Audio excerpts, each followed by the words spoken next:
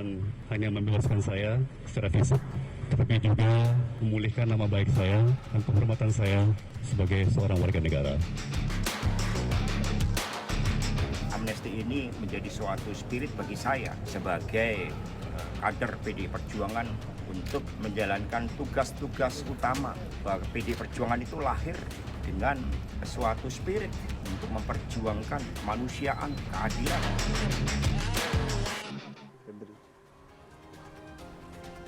Anda masih bersama kami di Prime Plus dan saya akan tanyakan tanggapan dari narasumber terkait data dari drone Prit tadi. Saya ke Mas Ferry terlebih dahulu. Mas Ferry, ini ternyata tadi kalau kita lihat datanya tidak banyak netizen yang setuju dengan Anda, tapi mengapresiasi dan kreditnya ternyata ke Pak Prabowo. Apa tanggapan Anda? Ya, saya bukan soal mengapresiasi atau tidak mengapresiasi. Saya konteksnya agak berbeda ya. Karena ini amnesti sepanjang pengetahuan saya, bahwa amnesti itu untuk kepentingan politik. Sejarahnya begitu. Dari zaman awalnya di Yunani dulu, raja diberontak oleh 13 orang. Begitu 13 orang ini kalah, raja harusnya memancung. Tapi demi kepentingan rekonsiliasi, mereka dimaafkan. Lanjut berjalan termasuk di negara kita, soal hak-hak para raja itu. Dan karena sistemnya presiden adalah raja yang dibatasi konstitusi, jadi hak itu masih ada. Nah, pertanyaan yang besar timbul, apakah ketika presiden memberikan amnesti dan abolisi, apakah ini politis? Sejauh apa Mas Hasto dan PDIP mengancam kesatuan bangsa? Saya pikir nggak ada. Oke. Baik-baik saja. Toh kalau dikeluarkan amnesti ini pasti ada sesuatu. Nah, mungkin dalam perspektif saya adalah presiden sudah membaca etika tidak baik proses ini. Ini seolah-olah membantai lawan politik. Kalau dibiarkan bukan tidak mungkin presiden yang akan tertuduh karena simpul-simpul aparat sebelum ke pengadilan adalah anak buah presiden semua. Saya sudah sampaikan KPK dulu anak buah presiden, Jaksa Agung anak buah presiden. Presiden yang sebelumnya. Ya, dari yang sebelumnya sampai sekarang kan masih itu anak buah presiden yang sebelumnya masih disimpul-simpul kekuasaan itu. Daripada presiden dituduh menyetujui apa langkah-langkah yang sebelumnya, lebih baik dia mengeluarkan ini. Dan bagi saya itu malah pernyataan yang menarik, begitu ya. Siapa dalangnya yang harus kita temukan, sehingga kemudian membuat semua orang susah. Tapi kalau Mas Arya tadi bilang ya ini sekedar politik perimbangan, ada kalanya harus menaikkan mana yang turun, bisa jadi di pihak sebaliknya nanti. Saya sepakat, setuju untuk pilihan Pak Prabowo. Tapi harus diingat kenapa ini barang naik gitu ya. Karena bagi saya kalau ini dijadikan transaksional untuk menyandera PDIP, oposisi individual seperti Tom Lembong, bagi saya demokrasi kita nggak sehat. Akan dipakai terus untuk kemudian digunakan menghentikan lawan. Iya kalau PDIP dan yang lain adalah petarung, kalau sejarahnya oke lah petarung ulet ya. Tetapi kan kedekatan Bu Mega dengan Pak Prabowo ini kan beda, sejarahnya juga beda. Kalau kita tidak salah ya, bahkan yang memberikan amnesti untuk ayah Pak Prabowo, kalau saya tidak salah nih, juga adalah Presiden Soekarno. Ini sejarah keluarga panjang nih. Jadi bagi saya, kenapa kita tidak fokus kepada orang yang menciptakan kehebohan ini, agar hukum tidak dipermainkan. Baik. Mas Arya, saya ke Anda. Saya masih ingin mendalami soal perimbangan tadi. Jadi artinya kalau perimbangan itu hanya merangkul yang belum saja, atau kemudian ya kami awal menganggap ada yang masuk, ya berarti ada yang kemudian bisa saja tergeser begitu Mas? Ya gini, kalau kita dengar pidato Pak Prabowo, itu salah satu doktrin politik luar negeri terutama, itu adalah 1.000 kawan terlalu kurang, tidak cukup ya, satu musuh kebanyakan. Dan saya kira doktrin itu mungkin juga diadopsi dalam politik domestik kita. Jadi mungkin internal Pak Prabowo melakukan assessment, forecasting ke depan gitu ya, proyeksi-proyeksi ke depan, kira-kira mana situasi-situasi yang mungkin di masa menengah atau di masa depan kurang menguntungkan, sehingga sebelum dia menjadi membesar itu harus diselesaikan di awal. Dan saya kira mungkin proses abolisi dan amnesti ini juga adalah salah satu cara Pak Prabowo untuk memastikan politik yang stabil lah gitu. Itu yang pertama. Yang kedua, ini kan terkait salah satu epicentrum politik ini. Pak Hasto, Sekjen PD Perjuangan, yang sampai sekarang pun sekjennya belum ditunjuk oleh Bu Mega. Artinya kan ini figur yang nggak main-main, ini figur penting di PD Perjuangan. Kenapa? Karena kalau misalnya figurnya dianggap nggak penting, pasti sekjennya udah diganti. Buktinya Bu Mega justru mengemban merangkap sebagai sekjen. Jadi menurut Anda itu langkah yang tepat Yang kemudian kedua, untuk memberikan Pak Tom Lembong. Tom Lembong juga penting ya, karena ya terutama bagi kelompoknya atau para pendukungnya Pak Anies. Co-pilot itu. Nah, jadi dengan merangkul dua kelompok penting dan besar dalam politik kita ini, tentu juga saya kira Pak Prabowo ingin memastikan semua under control gitu. Oke, tapi menurut Anda, proyeksi Anda itu akan bisa bergabung harmonis begitu di dalam satu Belum rangkulan? tentu, karena kan sekarang mungkin masuk pada fase kolaborasi. Oke. Kolaborasinya bisa jangka pendek, sebentar, tapi ketika dia masuk pada fase kompetisi, mungkin 2 tahun sebelum Pilpres 2029 segala macam, tentu akan ada aroma-aroma kompetisi antara Pak Prabowo di satu sisi, PD Perjuangan di satu sisi, Pak Anies di satu sisi, dan itu satu yang biasa terjadi. Bisa sepanjang itu? Artinya paling tidak masih ada 2 tahun lagi sampai di titik itu, kemudian harmonisasi itu masih bisa diciptakan menurut Anda? Ya, setiap presiden tentu ingin memastikan semua bisa dirangkul, diajak bekerja sama, diajak bicara, dan bagaimana menyatukan kepentingan-kepentingan itu sehingga presiden bisa kuat gitu.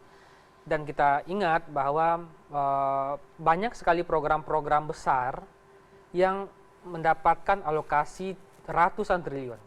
Koperasi Merah Putih dan Antara, MBG, Makan Bergizi, Sekolah Rakyat, semuanya itu menyedot ratusan triliun.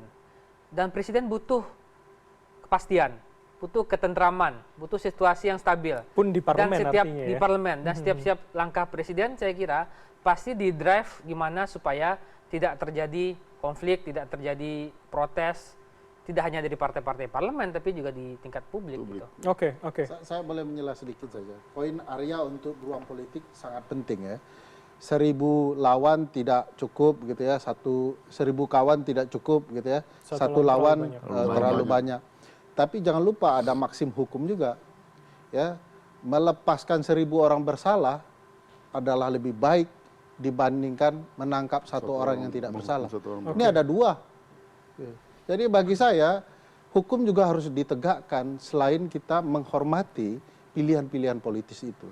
Dan tapi jangan lupa cari pelakunya. Pesannya di situ ya. Oke, saya ke Bang Andreas dulu. Jadi pertanyaan saya masih sama. Jadi artinya tidak perlu bergabung secara clear di eksekutif, bisa membersamai di DPR itu menjadi cukup kalau Mas Arya tadi bilang butuh kepastian tadi soal kebijakan.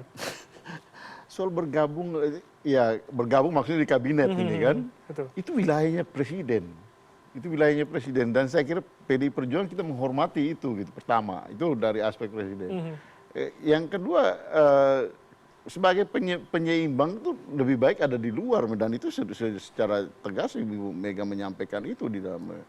Nah, saya kira banyak masyarakat seperti Bung Ferry dan kawan-kawan di civil society juga berharap bahwa PDI Perjuangan ada di luar sebagai partai penyeimbang yang ada di luar gitu untuk tetap memberikan masukan-masukan yang kritis, pandangan-pandangan kritis terhadap pemerintahan. Begitupun Pak Prabowo gitu. Atau itu sudah ada dalam Kongres kemarin begitu, Bang Andreas? Begitupun partai penyeimbang itu kemarin secara tegas Ibu Mega sudah sampaikan gitu. Makanya saya agak ini kok seolah-olah media mau memaksakan frame yang ada ini dengan foto yang mungkin belum sesuai dengan frame itu gitu. Seolah-olah koalisi oposisi yang ya bukan itu maksudnya. Atau mendukung tapi memang nanti tidak akan masuk kabinet artinya. Ya, dari hasil Kongres selama ini PDI Perjuangan itu mendukung dan kita berada di luar gitu, berada di luar kabinet dan kita mendukung perjalanan politik ini. Kita mengakui bahwa proses politik selesai, pemilu selesai, kemudian proses politik ini berjalan. Tapi kita juga tetap kritis, misalnya hal yang berkaitan dengan apa yang sejarah ya, yang oleh Pak Menteri Kebudayaan mau menghilangkan ada penggalan. Oke. PDI Perjuangan sangat kritis soal MBG ya, soal makan siang Makan bergizi gratis. makan bergizi gratis itu. Ketika masih periode pemerintahan, akhir periode pemerintahan yang kemarin, mau masuk di sekolah pakai dana BOS itu, saya cukup tegas itu untuk menolak, jangan masukin itu ke dana BOS. Oke. Karena itu akan merusak sistem ya pendidikan kita. Kenapa? Itu akan mengganggu juga para guru di dalam konsentrasi mereka untuk proses pendidikan. Oke, berarti artinya Jadi kritis. kita memberikan pandangan-pandangan kritis di mana kita lihat ini baik dan penting untuk masyarakat. Nah, gitu. kritis fraksi PDIP masih akan sama tidak ketika amnesti ini sudah diberikan pada Mas Hasto? Saya kira politik itu dinamis. Makanya saya tadi bilang jangan kita mengukur politik itu seperti matematik. Berarti ada kemungkinan juga nanti. Itu wilayah ilmu sosial, ilmu politik itu dinamis gitu. Jadi kita tidak bisa katakan bahwa ini 2 tambah 2 pasti sama dengan 4 gitu. Bisa 4 plus, bisa 4 minus gitu. Oke. Jadi itulah realita politik dan dinamika politik. Makanya kita belajar ilmu politik itu harus lihat di dalam konteks dinamika yang berkembang. Jadi artinya dari Kongres kemarin clear mendukung tapi tidak akan masuk, Bang Andreas? Sebagai partai penyeimbang. Sebagai partai penyeimbang. Oke, kami dapat poinnya. Nah, sesuai dengan janji saya dari awal acara tadi, bahwa kami akan membacakan pertanyaan dari netizen ataupun viewer Anda yang menonton langsung dari kanal YouTube CNN Indonesia. Kami akan tampilkan satu terlebih dahulu, untuk kemudian kami tanyakan pada narasumber. Silakan. Oke, dari akun Budi David, abolisi dan amnesti, apakah akan jadi awal dari koalisi gemuk yang minim oposisi? Saya ke Bang Noel dulu. Partai Gerindra, dari kabinet. Pertanyaan ini Bang, dari netizen. Apakah abolisi ini kemudian dan amnesti awal dari akan koalisi jadi gemuk? awal koalisi gemuk yang minim? Enggak. Sekarang Karena kita gini, kita punya semangat untuk melakukan perubahan. Tanpa ada kritik di luar, mau gimana bisa berubah? Oke. Jangan dari sudut pandang, misalnya dari Pak Prabowo nggak mungkin. Pak Prabowo orang yang tidak egois orangnya, gitu loh. Dalam hal itu ya. Jadi rekonsiliasi tidak perlu semua di dalam. Ya, tadi kan Bapak sampaikan Bung Ugo atau senior saya ini, di luar atau di dalam sama mulianya kok. Jadi jangan sampai nanti terkesan bahwa pemerintahan Pak Prabowo ini alergi terhadap kritik-kritik, alergi terhadap oposisi-oposisi, semua dirangkul. Tidak, nggak begitu. Dan itu sering disampaikan oleh presiden kita bahwa ya pilihan-pilihan di luar itu sama mulianya kok dengan kita yang di dalam, gitu loh. Dan itu juga dipertegas juga oleh PDIP dengan Bu Mega sebagai ketua umum.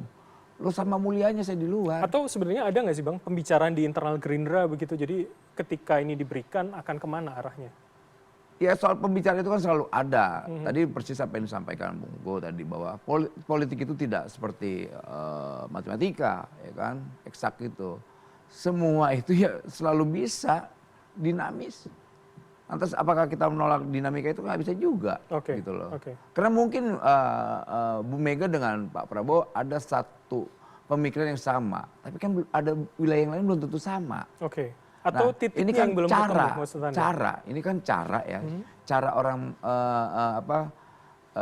berpikir dan juga cara orang untuk mencapai sesuatu. Politik kan strategi, gitu loh. Ini mungkin strateginya Bu Mega, mungkin ini juga strategi Pak Prabowo dalam misalnya menjaga komunikasi dengan Bu Mega, dan semua yang kita di sini kan cara. Gitu. Baik, langkahnya dan begitu ya kan kita bicarakan ya. Hal yang normal dalam dunia politik. Gitu. Baik. Kita akan tampilkan pertanyaan berikutnya atau pernyataan berikutnya dari teman-teman netizen.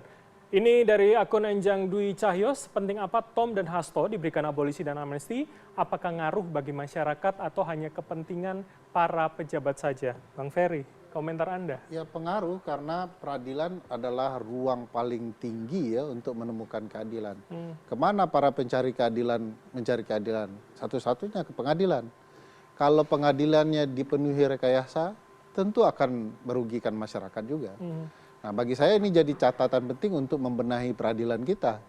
Presiden saja mengevaluasi putusan pengadilan kan. Nah, apakah kemudian pengadilan kita memang punya masalah? Gitu. Nah, kalau saya sih berharap ya ini tidak akan memberikan dampak apapun, termasuk kepada PDIP, apalagi terbujuk rayu dengan gabung dengan pemerintah. Sebagai orang gemuk ya, gemuk itu tidak baik. Dan pemerintah ini sudah gemuk, 109 menteri. Kalau ditambah PDIP, obesitas namanya. Jadi akan lebih berbahaya. Saya berharap PDIP tidak menyentuh ruang itu dan tetap berkomunikasi Jadi dengan maksudnya kalau bergabung itu tidak akan berpengaruh bagi masyarakat. tetap malah merugikan masyarakat. Merugikan masyarakat. Bang Andreas, sedikit saja komen Anda soal pertanyaan itu tadi. Saya kira betul apa yang disampaikan oleh Bung Ferry, karena kita bicara untuk kepentingan masyarakat gitu. Dalam hal ini perlu ada ruang representasi publik yang tetap menjadi saluran di baik itu di DPR maupun terutama ya di melalui pintu-pintu di DPR. Dan itu peran itu yang dimainkan oleh PDI Perjuangan. Oke, dan PDP konsisten ada jaminan bahwa akan tetap begitu ya? Ya dari tadi kan saya sudah sampaikan seperti itu, dan itu juga sudah disampaikan kemarin oleh Ibu Mega secara tegas menyampaikan bahwa kita tidak mengenal yang namanya oposisi dan koalisi itu gitu, dan ya kita memainkan peran sebagai partai penyeimbang. Oke, baik. Kami akan masih lanjutkan dengan menanyakan statement dari para narasumber yang di sini untuk itu tetaplah bersama kami di Prime Plus.